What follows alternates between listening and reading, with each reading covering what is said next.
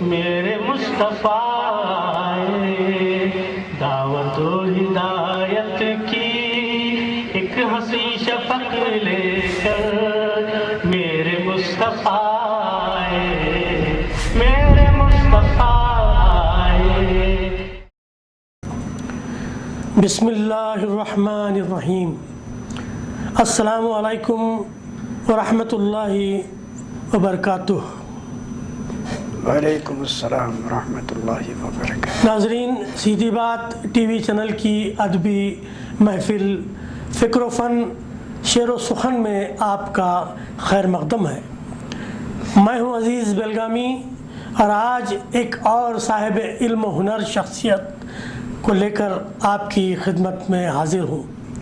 میرے ساتھ آج معروف شاعر و ادیب، صحافی و میدان علم و ہنر کے شہسوار، فکر و فن شعر و سخن کے قدیم خادم اردو، ماہنامہ نور و نار کے مدیر اعلیٰ اور نور و نار چیریٹیبل ٹرسٹ ودیارنیہ پورہ بٹہلی بنگلور کے جنرل سیکرٹری ڈاکٹر اظہار افسر رحیمی صاحب شریک بزم ہیں، اور ہمیں اپنی میزبانی کا شرف بخش رہے ہیں۔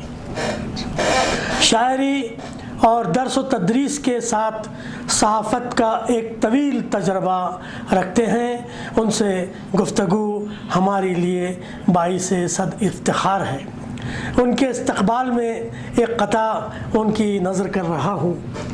ڈاکٹر صاحب، عرض کرتا ہوں کہ میں تیرے علم و ہنر فکر و فن کا شیدا ہوں، میں تیرے علم و ہنر فکر و فن کا شیدا ہوں، تیرے قلم کی روانی کا لطف اٹھایا ہوں، تیرے قلم کی روانی کا لطف اٹھایا ہوں، تیرے قلم کی روانی کا لطف اٹھایا ہوں، تیرے کلام کی ندرت، تیرے سخن کا فسوں، تیرے کلام کی ندرت، تیرے سخن کا فسوں، سخن کی بزم میں افسر میں لے کے آیا ہوں،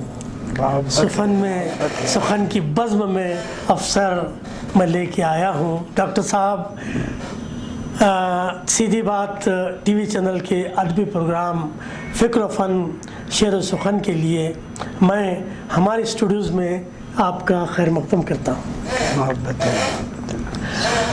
شاعری، ڈاکٹر صاحب، آپ ایک شاعر ہیں، ادیب ہیں، صحافی ہیں، استاذ ہیں، حکیم و طبیب ہیں۔ ان سارے فنون پر آپ نے کیسے عبور حاصل کیا؟ السلام علیکم ورحمۃ اللہ وبرکاتہ۔ بسم اللہ الرحمن الرحیم۔ میرے محترم جناب شاعر بے بدل جناب عزیز بیلگامی صاحب اور سیدھی بات چینل کے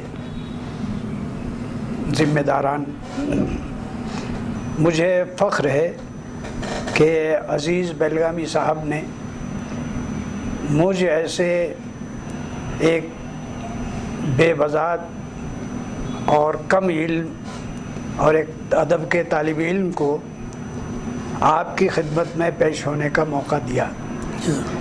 میں ادارے کا بھی اور عزیز بیلگامی صاحب کا بھی مشکور ہوں۔ عزیز صاحب نے سوال کیے ہیں، اس میں کئی سوالات ہیں۔ پہلے میں اپنی شاعری کے سلسلے میں بتا دوں جی کہ میں ایک خاندانی شاعر ہوں۔ اچھا، ماشاء اللہ۔ میرے دادا مولا بخش مولا جی اس زمانے کے راگنی اور چمولے چلتے تھے، شاعر کا اتنا عمومی رجحان نہیں تھا جی۔ تو یوں سمجھیے کہ مجھے شاعری آنگن میں پڑھی ہوئی ملی۔ اچھا، ماشاء اللہ۔ اور میرے اندر کا جو انسان، فنکار انسان تھا، وہ میری 12 اور 15 سال کی عمر ہی میں جی اس کا ظہور ہوا۔ جی جی۔ تو بغیر استاد کے میں شعر موضوع کرنے لگا۔ کیا بات ہے، کیا بات ہے. اور بتا دوں میں کہ اس طرح کی شاعری کے الہی میری تیری دنیا ہے کیسے کیسے چکر میں، کوئی محلوں کا مالک ہے کوئی رہتا ہے چھپر میں، کیا بات. کسی کے ڈالنے کو تیل بھی ملتا نہیں سر میں، جی جی. کسی کی زلفیں ہر وقت معطر مشک و عنبر میں. یہ اس زمانے کی شاعری ہے میری، جبکہ میرا کوئی استاد نہیں تھا، ساتھ نہیں تھا. جی. اور بس یوں طبیعت موضوع ہوتی تھی، جی. دوسرے موضوع ہو جاتے تھے، جی، شعر جی. ہو جاتے تھے. جی کیا کہنے. تو یوں بچپن ہی سے میرے اندر کا جو انسان تھا جس میں ایک فن موجود تھا اس کا اظہار ہوا. ماشاء اللہ ماشاء اللہ. پہلے دوسرے شعراء کا کلام پڑھتا تھا ترنم سے، جی جی. پھر اسے پڑھتے پڑھتے خود ایک اندر سے ایک جذبہ پیدا ہوا اور شعر موضوع کرنے لگا. ماشاء اللہ ماشاء اللہ. اس کے بعد باقاعدہ میری شاعری کا آغاز 1960 سے ہوا. الحمدللہ. اظہار رامپوری صاحب میرٹھ میں مقیم تھے. اس سے پہلے بھی میں غزل کہتا تھا، آپ کو اس کا دو شعر، ایک مطلع اور ایک شعر سناتا ہوں. جی جی ارشاد. الہی تیری دنیا ہے یہ کیسے کیسے چکر میں، الہی نزا کی سختی مٹانے کون آتا ہے، کون آتا ہے. اچھا. الہی نزا کی سختی مٹانے کون آتا ہے، دم آخر مجھے صورت دکھانے کون آتا ہے. جی. یہ سب کہنے کی باتیں ہیں، یہ جھگڑے جیتے جی کے ہیں، فنا کے بعد پھر آنسو بہانے کون آتا ہے. کیا بات ہے کیا بات ہے. اس طرح کی شاعری اور پہلی غزل تھی جو میں نے استاد کو دکھائی. کیا بات ہے کیا بات ہے کیا بات ہے. تو گویا 1960 سے میری شاعری کا باقاعدہ آغاز ہوا. ماشاء اللہ ماشاء اللہ. اس کے بعد تو پھر اس کے بعد جو لمبی کہانی ہے لیکن مختصر، چونکہ وقت بھی مختصر ہے. بہرحال میں نے اپنی شاعری کا آغاز نعت سے کیا. جی.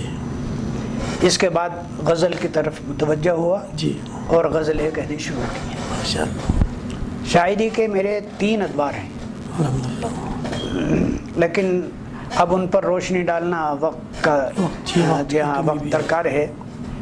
بارکیف یوں اندر سے میری شاعری کا انسان جاگا. جی جی جی جی. اس کے بعد پھر چونکہ طلب علم میں رجحان بڑھتا رہا جی جی. تو صحافت کے لیے میرا اندر سے ہی گویا ایک جذبہ تھا. کیونکہ دلی سے جو اخبارات شائع ہوتے تھے ان کے جو نمائندے تھے مظفر نگر میرٹھ وغیرہ، جی جی. وہ اپنے آپ کو گورنر، لیفٹنٹ گورنر سے، میں صحافت کے موضوع پر آ رہا ہوں. اس سے پہلے کچھ اور باتیں آپ سے کرنا چاہوں گا. آپ نے بہت بڑے بڑے شعراء سے آپ نے ان کے ساتھ کلام پڑھا ہے. ان کی ہم نشینی آپ کو حاصل رہی ہے، اور ظاہر ہے کہ اس زمانے کی جو تہذیب تھی مشاعروں کی اس کے آپ چشمدید گواہ ہیں. اب جس دور میں مشاعرے داخل ہوئے ہیں وہاں ایک دھنگا مشتی عام ہے، اور لوگ طرح طرح کے لوگوں کو لا کر شاعروں کی حیثیت سے پیش کر رہے ہیں. ایک سینئر شاعر ہونے کے ناطے اور اس تہذیب کو دیکھنے والے اظہار افضل صاحب آج کے مشاعروں کے بارے میں کیا سوچتے ہیں؟ دیکھیے آج کے مشاعروں میں مہذب شاعر جانا پسند نہیں کرتا. بہت صحیح بہت صحیح. اس زمانے کے شعراء میں قمر مہندر سنگھ بیدی جی، اور آپ کے آفتاب لکھنوی، جی فنا نظامی کانپوری، جی، کیفی اعظمی، صحیح. جانثار اختر اور حسرت جے پوری جیسے لوگوں کے ساتھ میں نے مشاعرے پڑھے ہیں. سبحان اللہ سبحان اللہ. اس وقت کے مشاعروں کی تہذیب یہ تھی جی کہ کبھی کبھی تو کسی شاعر کا کامیاب شعر اگر پڑھا گیا مشاعرے میں تو اساتذہ تک مشاعرہ ختم کر دیتے، بس اس کے بعد مشاعرے کی مشاعرہ نہیں ہونا چاہیے. اچھا اچھا. ایسا یہ ماحول تھا مشاعروں کا. جی جی اور تہذیب سے گری ہوئی کوئی چیز مشاعروں میں پیش نہیں ہو جاتی. جی جی شعراء بھی مہذب تھے، کلام بھی مہذب تھا. جی. اب حفیظ جیسے لوگ سمجھے، جی جن کے کلام کو آنکھوں سے لگاتے تھے لوگ، جی سمجھے، قمر مہندر سنگھ بیدی، فنا نظامی کانپوری، یہ پرانے انور مرزا پوری، ان سب لوگوں کے ساتھ میں نے آپ کے خمار بارہ بنکی جی جی ان سب لوگوں کے ساتھ مشاعرے پڑھے ہیں. جی جی جی. تو اس تہذیب کو دیکھتے ہوئے آج یقین جانیے عزیز صاحب جی کہ مشاعرے میں جانے کو طبیعت نہیں چاہتی. طبیعت نہیں چاہتی. صحیح صحیح صحیح. واہیات شعر بالکل بالکل. سمجھے, بے جوڑ شعر. جی جی. ہمارے استاد نے کہا, جب میں نے ان سے کہا کہ استاد میں تو بغیر مدعو ہوئے کسی مشاعرے کو سننے کے لیے بھی نہیں جاتا, جی. تو انہوں نے کہا دو باتیں بتائی مجھے. ایک تو ترنم میں پختگی کے لیے اذان پڑھا کرو. کیا کہنے. اچھا اچھا. کیا اذان پڑھو جی جی تو ترنم میں پختگی آ جائے گی تمہاری. کیا بات ہے کیا بات ہے. دوسری بات استاد نے کہی کہ مشاعرے کو اگر مدعوبی نہیں ہو تب بھی سننے کے لیے جاؤ, اور وہاں جا کر دیکھو کہ مضمون کی بندش کیا ہے, قوافی اور ردیف بہہ تو نہیں رہے ہیں. اچھا اچھا. سمجھے, کس شاعر نے کس موضوع پر کس خوبی کے ساتھ شعر کہا ہے, یہ جاننے کے لیے مشاعرے کو جایا کرو. ماشاء اللہ. چنانچہ میں مشاعرے کو جانے لگا, جاتا رہا. تو اس وقت کی تہذیب, اس وقت مشاعروں کا معیار وہ ایسا بلند تھا کہ جیسا میں نے کہا ہے کہ اب مشاعروں میں جانے کو بھی طبیعت نہیں چاہتی. جی جی. تو اس زمانے میں اس دور میں آج کل ہر شخص جو ہے شاعری کا دعویٰ کرتا ہے. جی جی. جبکہ اس کو شعر موضوع کرنے کی تمیز نہیں ہے. جی جی جی. اور وہی مشاعرے میں دھڑلے سے جا کے پڑھتا ہے. صحیح. غلط ہوتا ہے تبھی بھی لوگ برداشت کرتے ہیں اس کو, اور وہ اس کو دھڑلے سے پڑھتا ہے. صحیح صحیح. تو اس لیے پہلے دور کے جو شعراء تھے اور مشاعرے تھے وہ ایک تہذیب تھی. جی مولانا, ایسی شاندار تہذیب کے آپ گواہ رہ چکے ہیں, اور ایک طویل عرصے سے آپ کلام تخلیق فرما رہے ہیں. کیا بات ہے کہ اتنے طویل عرصے کے بعد صرف 2 ہی کتابیں آپ کی آئی ہیں. میرا تو خیال ہے کہ کم سے کم 5 کتابیں تو آپ کی آنی ہی چاہیے تھی. جی اب بجا فرمایا ہے عزیز صاحب. اصل میں ایک غریب شاعر ہوں. اچھا جی جی. اور کئی سال تک تو اپنے نعتیہ مجموعے کا بوجھ اپنے ناتواں کاندھوں پر اٹھائے پھرا. جی جی. لیکن کہیں پناہ نہیں ملی. جی جی. اور میرے بس کی یہ بات نہیں تھی کہ میں اس کا بار برداشت کر سکوں. جی صحیح صحیح. پاکستان میں ایک ناشر نے میرے نعتیہ مجموعے کو شائع کرنے کے لیے مسودہ لے لیا, مگر آج تک اس کا پتہ نہیں ہے کہ اس کا حشر کیا ہوا. صحیح صحیح. ایسے ہی اب یہ دوسرا مجموعہ جو آہ اور واہ آیا ہے, یہ بھلا کرے اللہ تعالیٰ اور اس کی مغفرت کرے فوزیہ چودھری اردو اکیڈمی کی چیئرمین. جی جی جی. انہوں نے یہ بیڑا اٹھایا اور دوسرا مجموعہ میرا کرناٹک اردو اکیڈمی سے چھاپا. الحمدللہ. ابھی بھی 2-3 مجموعے میرے تیار ہیں, لیکن ہمت نہیں ہو رہی مالی اعتبار سے اس میں ان کو شائع نثر کے. جی نظم ہی کے ہیں سارے. نثر کا مجموعہ کوئی ترتیب نہیں دیا, حالانکہ مضامین مختلف موضوعات پر مضامین لکھے, لیکن ان کا کوئی مجموعہ ابھی تک خاص طور سے نور و نار کے جو آپ کے اداریے رہے ہیں جی جی وہ بہت غضب کے ہوا کرتے تھے. کم سے کم ان کا تو ایک مجموعہ آ جانا چاہیے. ہاں وجہ ہے, میں بھی کبھی کبھی سوچتا ہوں, لیکن کیا کروں, مالیے کی میرے پاس مالیے کا فقدان ہے. صحیح صحیح صحیح. تو اور آپ جانتے ہیں کہ اس مہنگائی کے دور میں کتنا مہنگا پڑتا ہے کوئی مجموعہ چھاپنا, کوئی یہ کرنا. ڈاکٹر بہرحال دعا فرمائیں کہ اللہ تعالیٰ وہ اس کے بھی ذرائع پیدا فرما دے اور وہ بھی منظر عام پر آ جائے. ڈاکٹر صاحب, اب ہم صحافت کی طرف آتے ہیں. آپ نے صحافت میں تو بہت کام کیا ہے, غضب کا کام کیا, اور خاص طور سے آپ کی جو بے باکی رہی ہے محبت وہ بھی غضب کی رہی ہے. ایسے زمانے میں جب کہ کمپیوٹر نہیں تھا اور اس وقت جو سہولتیں حاصل تھیں اس سے بالکل محروم تھے, تو یہ صحافت کا بار آپ نے کیسے اٹھایا اور اتنی کامیابی سے کیسے کچھ چلایا؟ عزیز صاحب, یہ بہت اچھا سوال ہے. جی. اور دیکھیے, جیسا کہ میں نے پہلے کہا ہے جی کہ میرے اندر ایک جذبہ تھا. جی جی. میرا کلام اس وقت جو ہے دلی کے اخبارات میں چھپتا تھا, جی, مگر اس کے لیے بڑے پاپڑ بیلنے پڑتے. جی جی جی. تو میں اندر سے جو مضامین وغیرہ چھاپنا تھا تو وہ تو بہت دشواری بات. جی جی. غزل بھی بھیجتے تھے تو پرتاب ملاپ وغیرہ میں میری غزلیں چھپتی تھی. صحیح. مگر اس کے لیے بھی ہمیں اس نمائندے کی خوشامد کرنی پڑتی تھی. صحیح بات. اس لیے میں نے سوچا کہ میں کیوں نہ اپنی طرف سے اپنا ہی کوئی ایک ایسا رسالہ یا اخبار شائع کروں، شروع کروں، جس سے کہ میرا کلام بھی چھپتا رہے، دوسروں کا کلام بھی چھپتا رہے، اس میں نثر اور نظم بھی. تو بہت مدت کے بعد آخر ایک مرتبہ ٹھانی ہی لی میں نے. تو 1974 میں جی جی پہلے نور و نار کا شمارہ میرا منظر عام پر آیا. جی. تو یوں صحافت میں نے قدم بڑھایا اور میرا مزاج جو ہے عزیز صاحب وہ ایسا تصادم کا ہے کہ زردار اور مزدور کا تصادم، امیری اور غریبی کا تصادم وہ میرے ذہن میں پہلے ہی سے ہے. اور اسی کا اظہار آپ نے دیکھا ہوگا کہ میرے رسائل میں، میرے ایڈیٹوریل میں، رسائل میں بھی اسی کا اظہار ہوتا ہے، میری غزلوں میں بھی اسی کا اظہار ہوتا ہے. جی بالکل. تو یوں میں نے جو ہے مجبور ہو کر کے اپنا ہی کوئی ایک نمائندہ گویا منظر عام پر لایا تاکہ میرا اپنا بھی کلام اس میں چھپتا رہے اور دوسروں کے کلام بھی اس میں چھپتے رہے. صحیح. ڈاکٹر صاحب، ظاہر ہے کہ نظم کا میدان آپ کا مرغوب میدان رہا ہے. ہمارے ناظرین کی یہ خواہش ہوگی کہ ایک شاعر ان کے سامنے ہے اور ان کے کلام سے استفادہ ضروری ہو جاتا ہے. ایک غزل آپ عنایت فرما دیجیے گا.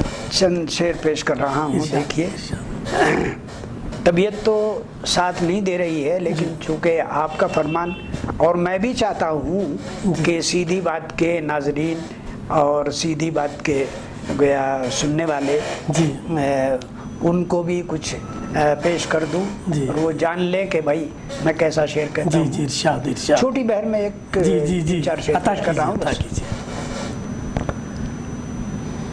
ستم آزماؤ کرم آزمائیں،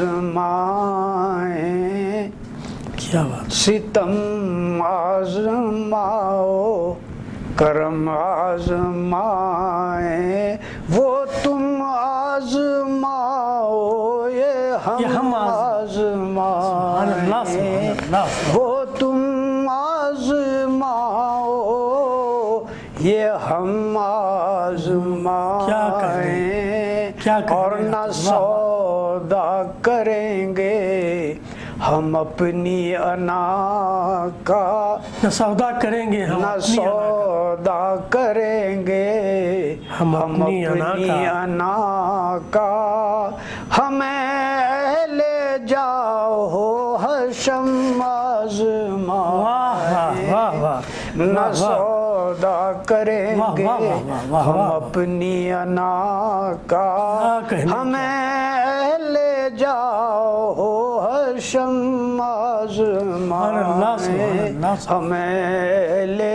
اور میری ہمتیں مر گئی یہ غلط ہے، اچھا میری ہمتیں مر گئی یہ غلط ہے، ابھی آپ اپنے ستم آزمائیں، کیا بات ہے کیا بات. ابھی آپ اپنے ستم آزمائیں، میری ہمتیں اور دعائیں جہاں رائے گاں ہو گئی، دعائیں جہاں رائے گاں ہو گئی ہیں، دعائیں جہاں رائے گاں ہو گئی ہیں، وہاں تجھے چشم نم آزمائیں، وہاں تجھے چشم نم آزمائیں، اور یہ کل جگ ہے شاید اے اظہار افسر، یہ کل جگ ہے شاید اے اظہار افسر، مقطع یاد نہیں رہا، معاف کیجیے گا. کوئی بات بس اسی پر. وہ جو اس سے پہلے جو شعر سنایا اسے ایک بار اور عطا کیجیے، چشم نم والا. ہاں. دعائیں جہاں رائے گاں ہو گئی ہیں، کیا بات ہے، واہ. دعائیں جہاں رائے گاں ہو گئی ہیں، وہاں تجھے چشم نم آزمائیں، وہاں تجھے چشم نم آزمائیں. بہت بہت شکریہ ڈاکٹر صاحب، آپ وقت نکالا ہمارے لیے اور تشریف لائے اور فکر و فن شعر و سخن کو آپ نے رونق بخشی. میں ادارے کا سیدھی بات اور آپ کا مشکور ہوں کہ آپ نے مجھے قدر کی نگاہوں سے دیکھا، عزت بخشی اور یہ موقع عطا فرمایا کہ میں ناظرین کے سامنے پیش ہو سکوں. شکریہ. بہت شکریہ ڈاکٹر صاحب. یہ تھے ڈاکٹر اظہار افسر رحیمی صاحب جو اپنے فکر و فن اور شعر و سخن سے ہمیں نواز رہے تھے. اب عزیز بیلگامی کو اجازت دیں، انشاءاللہ ان قریب ایک اور اہم ادبی شخصیت کے ساتھ ہم پھر آپ کی خدمت میں حاضر ہوں گے. السلام علیکم ورحمۃ اللہ وبرکاتہ.